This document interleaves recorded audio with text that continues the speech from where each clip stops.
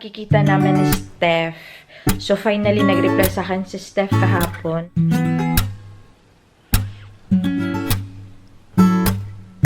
Say hi! Bye! Good morning, everyone! Dada for the audit! Good morning, mga lalap! Kumusta kayo dyan? It's another day.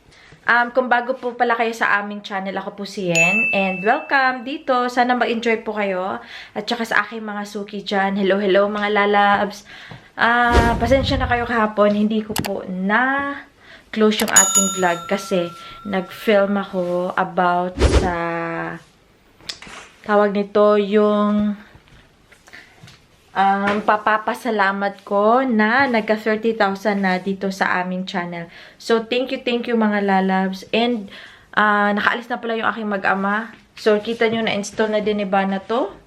Hindi ko pa siya nahanapan ng lugar kapon kasi si Sofian tagal na tulog. Tapos, napagod na ako. So, papasok ako today, kaya wala muna tayong vlog. I-update ko lang kayo dun sa yung pagkikita namin ni Steph. So, finally, nag-reply sa akin si Steph kahapon. Sabi niya na hindi siya pwede dun sa binigay ko na date kasi may work sila na mag-asawa. Sabi niya may work daw. So, alangan naman sabihin ko na talagang ganon-ganon. So, antay lang kayo dyan mga palalabs at saka mga blenders kasi magkikita din kami. Antayin lang natin. Medyo may ano pa din, di ba?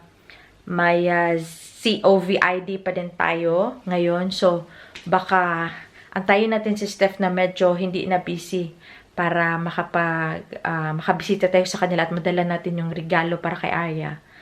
So, I think, at pinapanood ko pala yung Love Thy Woman kasi malapit na siya matapos. Crazy ako dyan, crazy. Ayan, sinusundan ko yan siya. So, at saka yung, ang sa iyo ay akin. Gusto ko din yun. So, mga lalabs, yun lang muna yung aking vlog for today. Kasi baka pwede pa akong makapag-idlib na konti. Sofia, aga gumising. 2:00, lumipat sa kwarto namin. Hindi na naman kami nakatulog ni Pana.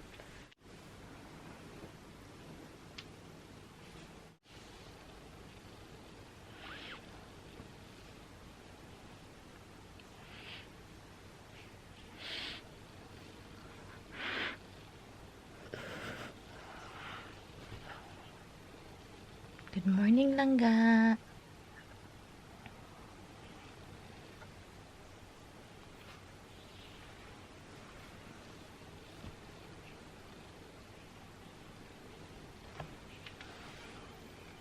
Good morning, Nak. Basa ng pawis, Basa ng pawis. Sino? Hey, baby. Need to go to school. Okay. Atus! Na.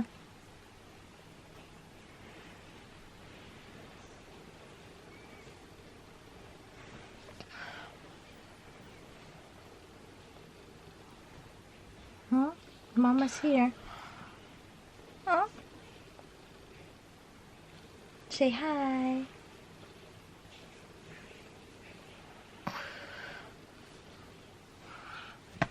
Hi. Good morning, Dada. Say hi. Bye! Good morning, everyone! He was complaining last night that he's dying. You said so last night. I'm dying because we don't have fruits and vegetables. Because the wife doesn't buy them. Yeah, you can buy it yourself. But she never pays me back. I did pay you back. No, they haven't. I did. Did give you 50 euro. Still 2 shoppings to pay for. And I'll pay you in soon. Because we have an agreement. She pays all for the food shopping, I pay all the big bills.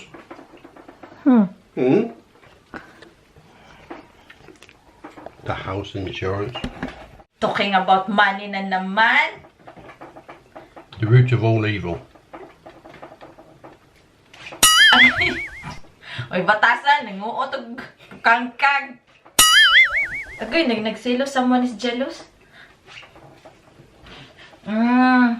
Someone is jealous, eh? She dressed. You ready? She's still eating. 7 o'clock, still eating. Okay. Late. Hapak, glupot kay late na daw. Hi, baby! Asa isa si Lusa, si Lusa. Si Lusa. So, mama get hamburger, Sophia. Yeah. Okay. Kia?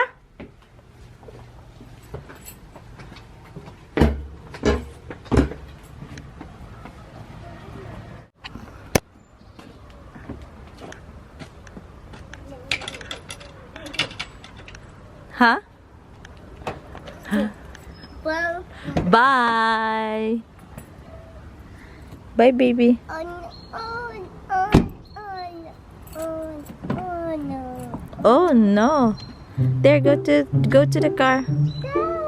Oh oh. Oh, oops, oops, oops.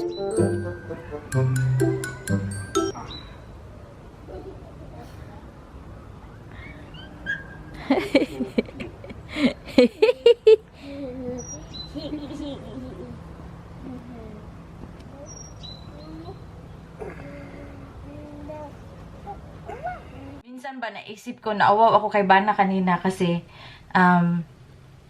palagi lang ako nasasabi na sige, plansyahin ko, ganun-ganun, mamaya, sobrang pagod ko talaga kahapon. Kagabi parang uncomfortable talaga ako. Ewan ko anong nangyari. Tapos, hindi ko na plansya yung uniform niya. So, nagsusot niya siya ng t-shirt, tapos polo. So, yung sa ilalim, minsan, kasi hindi ako na malansya, pag naubusan siya, kukunin lang na yan dun sa mga nilabhan ko na, tapos susuot niya. So, 'di ba hindi siya planchado. So, hindi naman makikita, pero ikaw, asawa mo, alam mo na hindi yung tama. Tapos ngayon, buti na lang bumili kami ng bagong shine ng sapatos niya. Siya yung nag-shine. And nagpapasalamat din ako dyan sa asawa ko. Minsan, yan, hindi man yan mayaman, wala man yan gaanong pera, basta nagagawa ko kung ano yung gusto ko. May nag-comment diyan na, okay yung family mo dahil kahit hindi kayo mayaman, wala masyadong pera, basta daw, masaya. Oo, nagagawa ko kung anong gusto ko kay Bana. Tapos minsan, kung anong gusto kong sabihin, nasasabi ko sa kanya, hindi lang din ako pinapatulan. So, 'di ba, swerte na din. Minsan nga naisip ko, may ba ko yung mga mahay-mahay pa. Pero yung mahay-mahay kasi pangit kasi yan. Kung ano yung meron kayo. Kasi sinabihan talaga ako dati ni Bana na wala talaga siyang pera. Pero hindi ako naniwala, kasi foreigner, di ba? So, hindi ako naniwala noon. So, akala ko, playing humble lang to. Baka tinatry lang ako. So, sabi ko sa kanya, why not? Pwede naman ako magtrabaho. Tapos magtulungan tayo. Ganun talaga yun, di ba? So, kaya, swerte ko na din kay Bana. Kasi hindi ako sinasaktan. Tapos, tagal na kami. 12 years na. Andito pa din kami, staying strong pa din, para hindi na siguro yan maghahanap ng ng Pilipina. Sana nga pinagdadasal ko talaga sa Lord. Ay nako, kasi ang hirap, di ko kaya nang walang asawa, kasi hinahanap din siya ni Sofia. Yung mga tanong nyo kung pag nagtatrabaho ako, saan ko iniiwan si Sofia. So, dito sa Netherlands, may dalawa kang option. Pwede mo siyang iwan sa gastouder or tagapagbantay din. Mag-isa siya sa bahay lang niya, sarili niyang bahay. Tapos yung isa is yung sa opvang. Yung parang kindergarten dito sa mga bata. Pwedeng babies from 6 weeks old, pwede mo na siyang idala doon, tapos sila nang mag-aalaga, kayo nang mag-usap ko anong oras, anong araw. Yun, nagbabayad kami. Si Sofia is 4 days a week from Monday to Thursday kasi Friday na sa akin siya. So, si Sofia is from 7:30 until mga 5:30 in the evening. So, imagine niyo yan, ilang oras hindi ko makita yung anak ko. Tapos, yung papa niya, yung dada niya, yung naghatid sa kanya, sabay sila.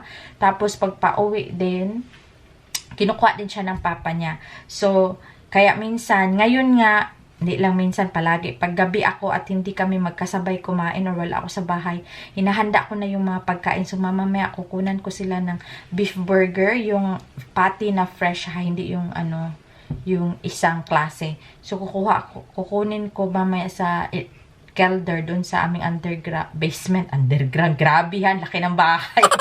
Basement lang, dyan sa may ilalim.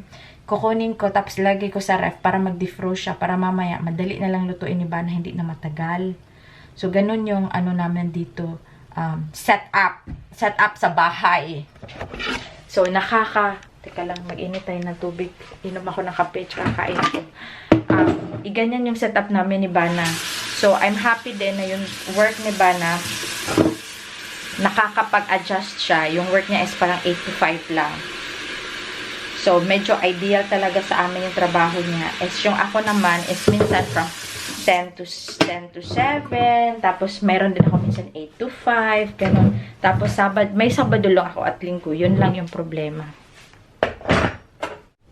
Mga lalabs, ang dami kong handa for breakfast kasi breakfast lunch na to. Madami ba siya?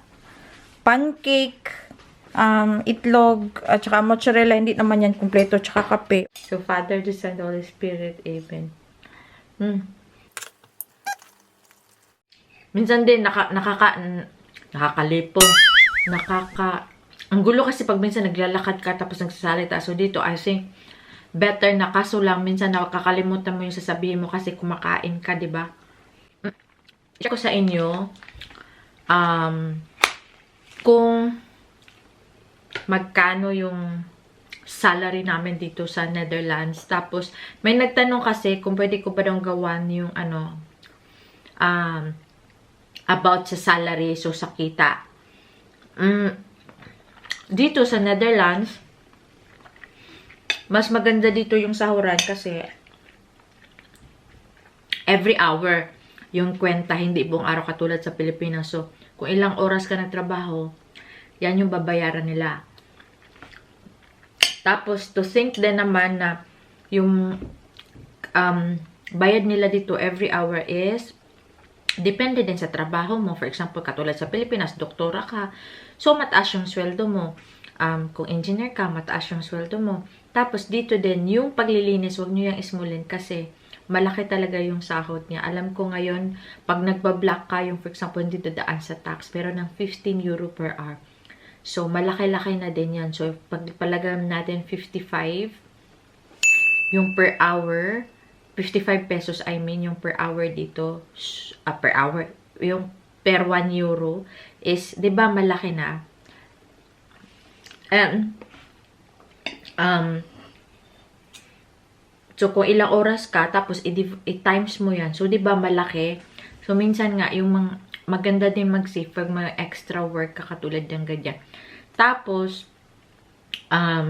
paano ba? Depende talaga. Tapos, depende din ata kung saan ka na company. Meron din company na maganda yung pasahod. Marami siyang mga benefits. Like, meron kang vacation pay, meron kang bonus, tapos may performance bonus ka pa, at kung ano-ano pa. Tapos, may covered ka pa sa transportation. Tapos, pag Christmas, meron pa kayong something like mga gift cards and everything. So, nagdidepende din yan. Kung maganda yung company mo, maganda din yung makukuha mo na sweldo. So, ipagpalagay na lang natin. Dati, nag-work ako. Dito, yung paglilinis, huwag nyo yung ismulin kasi mas malaki yung sahod talaga niya kaysa sa akin. Meron kaming tagalinis sa trabaho namin. So, yung sweldo nila, sabi nila is 12.50 € daw yung per hour. Ewan ko lang kung totoo. So, yun daw. Is yung sa amin naman, nasa minimum lang kami. So, mga minimum is pagpalagay na natin 10 euro. Depende kasi sa company. Merong 11, merong 12. Pero, normally, talaga yung mga minimum is 10 euro something. So, kakaltasan pa yan ng tax. Alam niyo yung tax dito, minsan 20 to 40% yung tax. May bonus ka nga, may tax pa. So, ilan na lang maiwan sa'yo? Magkano na lang maiwan sa'yo? So, konti na lang.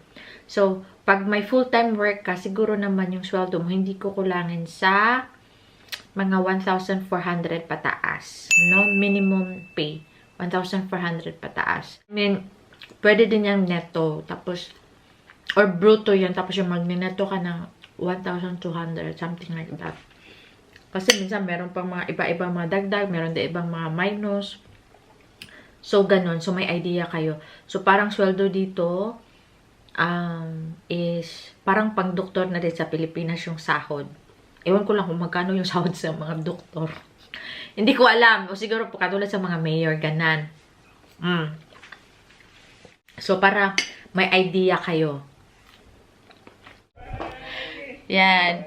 Kita nyo yan? So, pag may time talaga ako, pinapanood ko talaga yan sila, Steph. Grabe. Grabe, balanse talaga sila dalawa ni Papi, no? And kasi, ano pa din sila mga young couple, nag-uumpisa pa lang. So, yung life nila, kailangan, ako, ano din matanda na si Bana. Matanda na, pero young at heart naman yung akin. So, maganda kasi, umpisa pa yung mga anak niya, si Arya, baby. So, pag lumalaki na yan, magiging okay na din yung life ni Steph, kasi, magiging maluwag na, ganun. So, yan yung ating tama, di ba? Happy pill for today. Tsaka si Arya, sobrang bait talaga na bata. Magkita kayo ni Sofia. Sana mag-meet na. Mag-meet na tayo, Steph. Mga lalab, ito, hindi na upos yung itlog. Baunin ko to. Tapos yung mozzarella, ilagay ko lang din. Sagol na saksak. Sinagol ko na lang sila.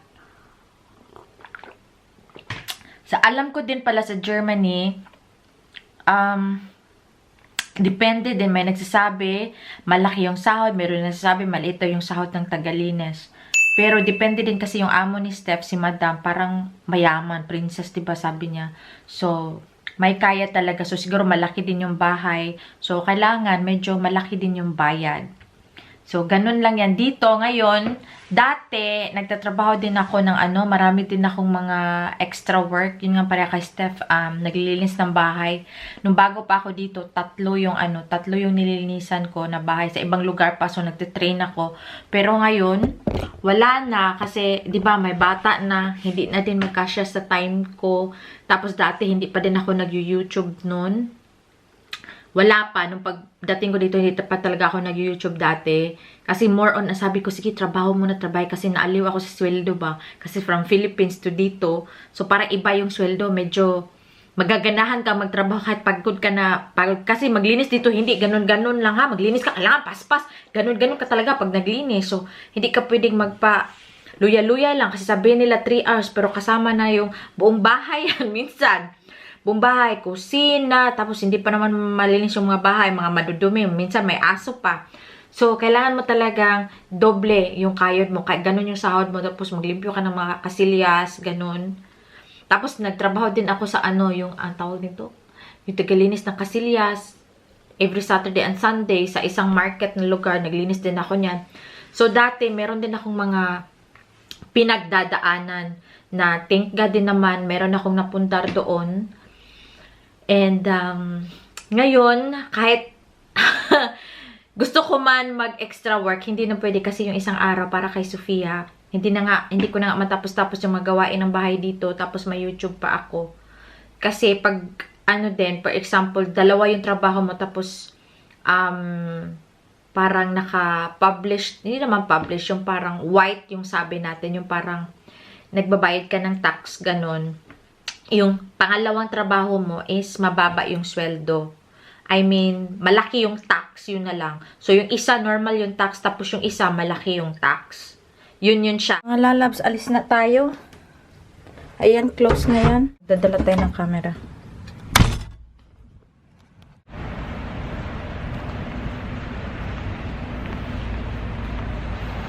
Maaga tayo, sobrang early. 30 minutes early.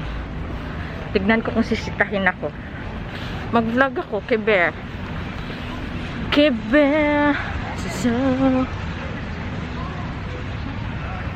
may tagabantay dito babae pala. Ayan. Sa'yo? Ay mga lalabs, mayong gabi sa inyong tanan. Nakaabot na ko diri sa balay.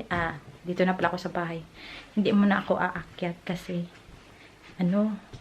parang naririnig ko pa yung pinapatulog pa si Sofia.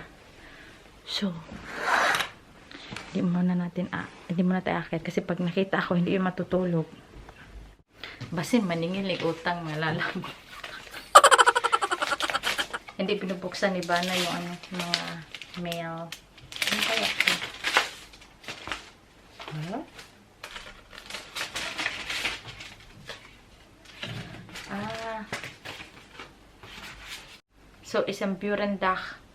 Ano pala to? Bago to. First time ko to matanggap. Walang akong utang. Ay, grabe. Hindi ako nag-uutang na... Ano to? Iwas utang na tayo. Ano to? Parang magpa-participate ako. Tapos, for example, kung manalo, ito yung mapapanalunan ko. Yung coffee machine. Ayan. Alimuot kaayo. Yung bahay namin. Sobrang gulo. Nag-burger pala sila kanina. Ganun. So, teka lang malalabs. Magbihis muna ako. Si Bana na yun. Sa kwarto pa ni Sophie. Oh, I don't know eating the rest of the burger. You've eat the rest of the burger? From her. She ate what she wanted and then that was it. Instead of wasting it, I ate it. Yeah, of course. And how was your day? Oh, congrats, Dada, for the audit. Good job. 90%. Wow. Pass rate 85.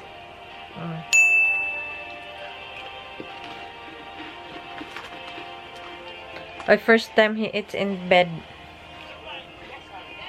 Normally, he doesn't do it, but it's okay. Basta lang magkatabi kami.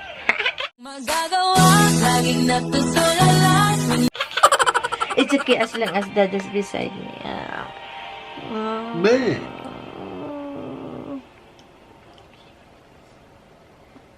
Baby, good job. I'm tired, Dada. Wala na. He's busy watching TV na. TV, iPad. Film. Oh, Baba. Ooh. Oh, grabe ko. Pagod ko mga lalab. Grabe pagod ko. Baka sarap na matulog. Pero mag-edit pa ko. Hindi madaling maging